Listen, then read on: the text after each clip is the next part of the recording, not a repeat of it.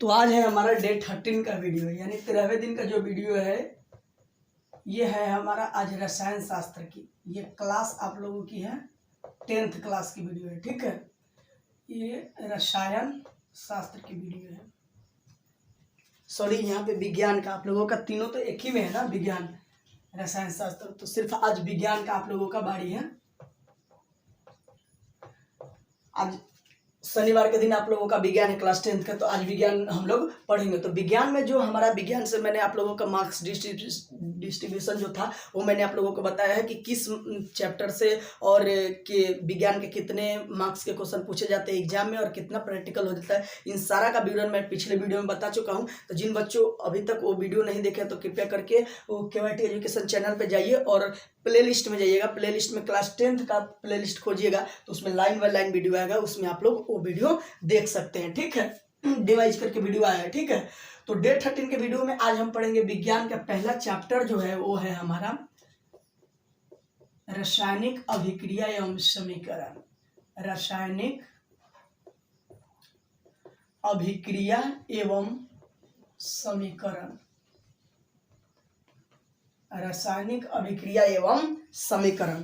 अब देखते हैं इसमें ये आप लोगों का मैं मेन जो टॉपिक होगा, जिस टॉपिक से प्रश्न आते हैं उसके बारे में मैं आप लोगों को ज़्यादा यहाँ पे बताऊंगा, ठीक है।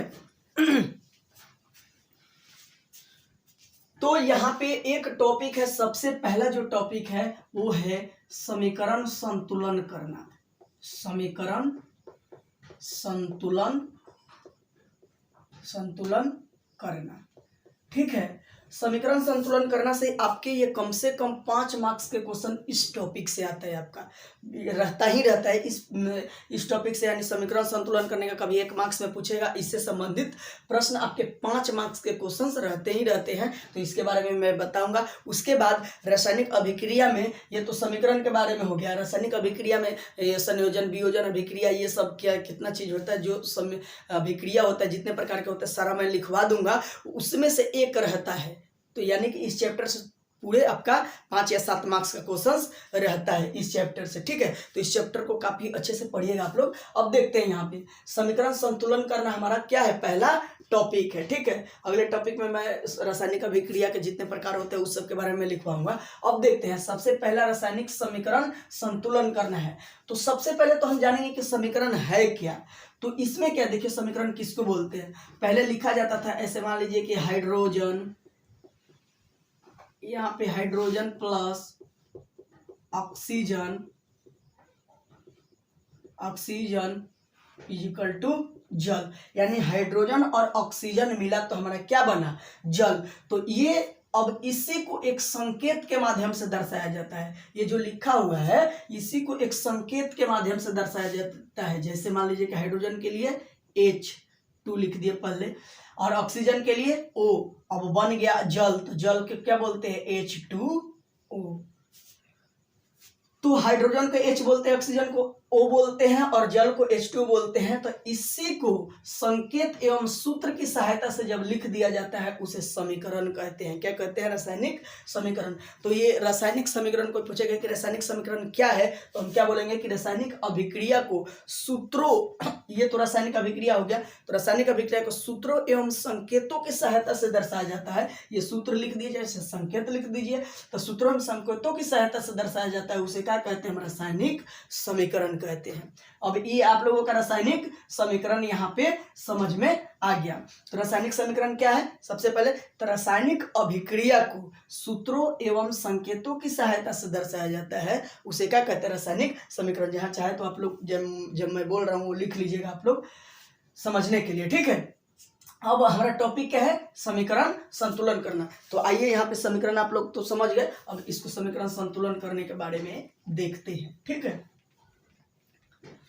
इसमें जो एक और इम्पोर्टेंट टॉपिक है समीकरण संतुलन करने से पहले वो आप लोगों को सीखना होगा। जैसे एक मैंने यहाँ पे अणु लिखा H2SO4, फिर लिखा NaCl, फिर लिखा NaNO3, अलग अलग मैं करके ऐसे लिख रहा हूँ। तो इसमें सबसे पहले ज्ञात करना है कि तत्व कितने हैं। सबसे पहले ये जानना जरूरी होता है कि तत्व कितने हैं। तो देखिए तत्वों को पहचानने का सबसे अच्छा तरीका, अगर बड़ा ABCD का कोई लिखा हुआ है, बड़ा ABCD का, तो समझ जाइए कि वो एक तत्व है।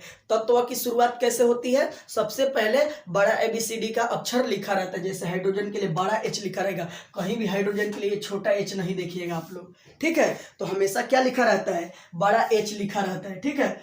तो ये तो बड़ा ABCD लिखा रहेगा तो समझ जाइए कि क्या है, वो एक नया तत्व है। तो H बड़ा लिखा हुआ है ना, तो एक ये तत्व है।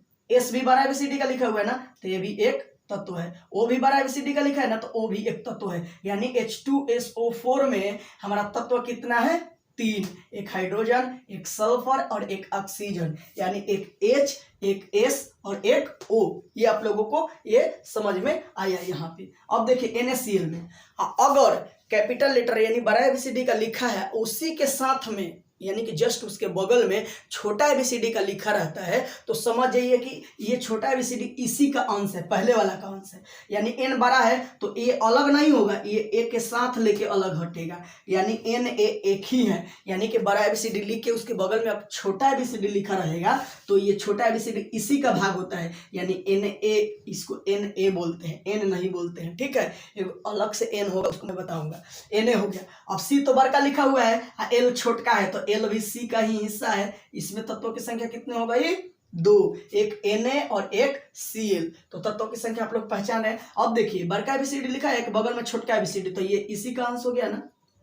ये बड़का ABCD सिर्फ N लिखा है, ये छोटका वो तो नहीं लिखा हुआ है, तो बड़का ABCD का N है तो ये अलग हो गया। फिर O एक क्या हो गया हमारा, अलग हो गया, तो इसमें 3 हो गया। अब देखिए ये नहीं देखेंगे कि N एक ही है, तो ये नहीं देखेंगे, ठीक है। तो यहाँ पे हमने लिख दिया, तो Na क्या हो गया, एक N हो गया, एक O हो गया। तो यहाँ पे ऐसे हम लोग लिख सकते हैं। तो तत्वों की संख्या ये आप लोगों को पता चल गया, ठीक है। तो ये भी याद रखिएगा कि कैसे इसमें तत्व पहचानते हैं। तो तत्व कैसे पहचानेंगे, अगर बड़ा ABCD रहेगा लिखा रहेगा तो समझ जाएंगे कि वो अलग है। अगर बड़ा ABCD के बगल में एक छोटा ABCD का लिखा रहेगा तो छोटा ABCD वाला भी इसी का हिस्सा होता है। लेकिन तत्व लिखने का शुरुआत बड़ा ABCD से ही होता है। तो बड़ा ABCD रहेगा तो समझिए कि अलग तत्व है, ठीक है। इसको नोट करना होगा तो वीडियो को रोक के और नोट कर लीजिएगा, ठीक है। जो दूसरी इसमें बात आप लोगों को समझना है, देखिए काउंट कैसे करते हैं। मान लीजिए कि H और O यहाँ पे लिखा हुआ है, ठीक है। इसमें तत्व एक हाइड्रोजन है, एक ऑक्सीजन है, और यहाँ पे 2 लिखा हुआ है, ठीक है। यहाँ पे 2 लिखा हुआ है, तो ये 2 हाइड्रोजन के लिए भी काउंट होगा और ऑक्सीजन के लिए भी काउंट होगा। इसमें पूछेगा कि हाइड्रोजन कितना है, ऐसे लिखा हुआ है। अब पूछेगा कि हाइड्रोजन कितना है, तो हाइड्रोजन 2 हो जाएगा। यानी ये जो 2 बगल में लिखा हुआ है वो हाइड्रोजन के लिए भी काम करेगा और ऑक्सीजन के लिए भी काम करेगा। तो हाइड्रोजन कितना है, तो 2, ऑक्सीजन कितना है, तो वो भी कितना है हमारा 2। अगर इसी को मैंने इस तरीके से लिख दिया H2O, तो अब ये जो 2 है ये सिर्फ हाइड्रोजन के लिए काम कर रहा है। किसके लिए काम कर रहा है, हाइड्रोजन के लिए। यानी H कितना है हमारा 2 और ऑक्सीजन 1 हो जाएगा। यहाँ कुछ नहीं रहेगा तो समझिए कि 1 रहता है, ठीक है। तो यहाँ पे देखिए कि अगर यहाँ पे 2 लिखा रहता है तो ये 2 हाइड्रोजन के लिए भी काम करता है, ऑक्सीजन के लिए भी काम करता है। लेकिन इस तरीके से अगर H2O लिख दिए तो ये सिर्फ हाइड्रोजन का होकर आ जाता है। यानी सिर्फ किसका काम करता है, ये हाइड्रोजन का। जैसे यहाँ पे लिख दिया मैंने NaNO3, यहाँ पे ब्रैकेट में 2 लिख दिया मैंने, यहाँ पे 2 लिखा। तो ये 2 जो है अब इसके लिए भी काम करेगा, यानी N के लिए भी काम करेगा, और ये जो 2 है ये O के लिए भी काम करेगा। ये अलग अलग है तो अलग अलग है, तो ये ब्रैकेट दिया हुआ है। तो ये 2 अब ये इसके लिए काम नहीं करेगा क्योंकि इसके ब्रैकेट में है, इसके ब्रैकेट में है, यहाँ पे लिखा हुआ है, तो ये इसके लिए काम करेगा। ये 2 N के लिए काम करेगा, ये 2 ये O के लिए भी काम करेगा, मतलब दोनों के लिए, क्योंकि दोनों को लेके ब्रैकेट में है ना। अगर ऐसे रहता NaN ब्रैकेट में O3 यहाँ पे 2 लिखा रहता, तब ये 2 O के लिए सिर्फ काम करता। आ रहा है समझ में आप लोगों को कि ये जो 2 है ये सिर्फ ऑक्सीजन के लिए काम करता है। यहाँ पे N साथ साथ है तो ये इसके लिए भी काम करता है, इसके लिए भी काम करता है। तो ये एक छोटी छोटी बात है जो आप लोगों को समझना होगा। अब देखिए यहाँ पे H2O लिख के और यहाँ पे कोई 2 लिखा है, ठीक है। यहाँ पे मान लीजिए कि 3 लिखा हुआ है, यहाँ पे 3H2O लिखा हुआ है। ठीक है, तो ये 3 तो आप लोगों को समझ में आ गया कि हाइड्रोजन के लिए भी काम करेगा, ऑक्सीजन के लिए भी काम करेगा। तो अब हाइड्रोजन कितना हो जाएगा हमारा, हाइड्रोजन ऑक्सीजन कितना हो गया, तो ऑक्सीजन के लिए तो 3 ही काम कर रहे हैं, तो ऑक्सीजन तो 3 है, लेकिन हाइड्रोजन के लिए 1 2 है और यहाँ 3। तो ये नहीं करेंगे कि 3 और 2 5 नहीं करेंगे, इसको मल्टीपल करते हैं, 3 दूनी 6, तो यानी हाइड्रोजन की संख्या 6 हो जाएगी। ये नहीं कि 3 और 2 5 हो जाएगा, ये ठीक नहीं। ठीक है, तो H2O अगर इस तरीके से लिखा रहेगा, जैसे मान लीजिए कि 3SO3 लिखा हुआ है ऐसे। ठीक है, एगो S है हमारा, एगो O है हमारा, तो ये 3 दूनी 6 काम करेगा। अब इसमें आके एक और एग्जांपल के साथ देखते हैं। तो S कितना है हमारा, ये 3 S के लिए भी काम कर रहा है, O के लिए भी काम कर रहा है, तो S के लिए काम कर रहा है तो 3 हो जाएगा ये हमारा। और O कितना है, 3 पहले से है, 3 यहाँ है, तो 3 के 9 हो जाएगा। ये नहीं कि 3 3 6 नहीं होगा, ये O की संख्या कितनी हो जाएगी, 3 के 9, यानी मल्टीपल कर देते हैं दोनों को। ठीक है, तो आप लोगों को समझ में आएगा। जैसे इसमें मान लीजिए कि 2O2 लिखा हुआ है, 2O2, तो O बराबर कितना हो जाएगा, 2 2 जोड़ेंगे नहीं, 2 दूनी गुना करेंगे, 2 दूनी 4। मान लीजिए कि यहाँ पे 3 लिखा है, तो 3 दूनी 6 हो जाएगा ये हमारा। तो ये गिनने आप लोगों को आ गया कि सबसे पहले ये कहाँ पे गिनते हैं, किसकी संख्या कितनी हो जाती है, कब ब्रैकेट में रहती है। तो क्या नहीं समझ में आया तो वीडियो को थोड़ा पीछे पीछे कर करके जो मैंने सब बताया वो आप लोग ध्यान से यहाँ पे देख के और समझ सकते हैं। ठीक है, तो ये अभी आप लोगों को उम्मीद करता हूँ कि ये आप लोगों को समझ में आ गया होगा। अब आते हैं हम रासायनिक संतुलन, समीकरण का संतुलन करने के पास। पहला एग्जाम्पल है, समीकरण संतुलन करना है हमारा। क्वेश्चंस मिला हमें H2 + O2 = H2O, क्या हुआ, H2O। अब देखिए यहाँ पे ध्यान से देखिएगा, पहला अधिकार यानी हमारा लिखने, इसमें समीकरण पहले देखेंगे कि संतुलन है कि नहीं। तो हाइड्रोजन इधर कितना है, एक साइड इधर हो गया, एक साइड इधर हो गया। इधर साइड को हम क्या बोलते हैं, LHS, इधर को क्या बोलते हैं, RHS। तो ये देखिए 2 साइड है, तो दोनों साइड में हम देखेंगे कि बराबर है कि नहीं। अगर बराबर नहीं है तो समीकरण असंतुलित है, अगर दोनों साइड बराबर रहेगा तो समीकरण संतुलित है। ठीक है, तो देखेंगे तो हाइड्रोजन इधर कितना है, 2, इधर भी हाइड्रोजन कितना है, 2, इधर ऑक्सीजन 2 है, लेकिन इधर ऑक्सीजन 1 ही है, यानी रासायनिक समीकरण संतुलन नहीं है। तो उसको संतुलन करने का प्रयास करेंगे। तो रासायनिक समीकरण संतुलन करते समय ये मत लिखिएगा LHS RHS, ये मत लिखिएगा, मैं ऐसे समझने के लिए बता रहा हूँ। इधर LHS है, इधर RHS है। तो बताइए कि इधर का ऑक्सीजन कम है, तो इधर हम कुछ लिखेंगे तभी ना बराबर होगा। जैसे मान लीजिए कि तरजुई में इधर कम होता है, तो कम के साइड में कुछ डालते हैं तभी तो बराबर होता है। तो इधर कम है ऑक्सीजन, तो इधर ही कुछ रखेंगे हमें, ये फिक्स है। तो अब देखिए आप रखेंगे कहाँ, रखने का अधिकार आप लोगों को कहाँ है। तो या तो आप यहाँ रख सकते हैं, या तो आप यहाँ पे रख सकते हैं, या तो आप यहाँ रख सकते हैं। यहीं पे आप कुछ रख सकते हैं, 2 3 5 जितना रखना है रख के बराबर करना है। यहाँ रखिए, नहीं तो यहाँ रखिए, नहीं तो यहाँ रखिए। ये नहीं कि इसको 2 को मिटका दिए, इस 2 को मिटका दिए तो बराबर हो जाएगा। मिटकाना किसी को नहीं है, सवाल जितना दिया है वो दिया रहेगा। आपको भरने का अधिकार सिर्फ इसके मतलब उसके पहले भरना होता है, उसके सिर्फ पहले भरने का अधिकार है, बाकी कहीं आपको भरने का अधिकार नहीं है। यहाँ भरेंगे, नहीं तो यहाँ भरेंगे, नहीं तो यहाँ भरेंगे। तो हमारा तो कम तो इधर है ना, तो हम यहाँ भरेंगे, तो यहीं भरने का अधिकारी है। इधर ऑक्सीजन 2 है, तो यहाँ 2 रखना मजबूरी है, यानी कि हम 2 रखेंगे तभी ऑक्सीजन क्या होगा। इसको मिटा देता हूं,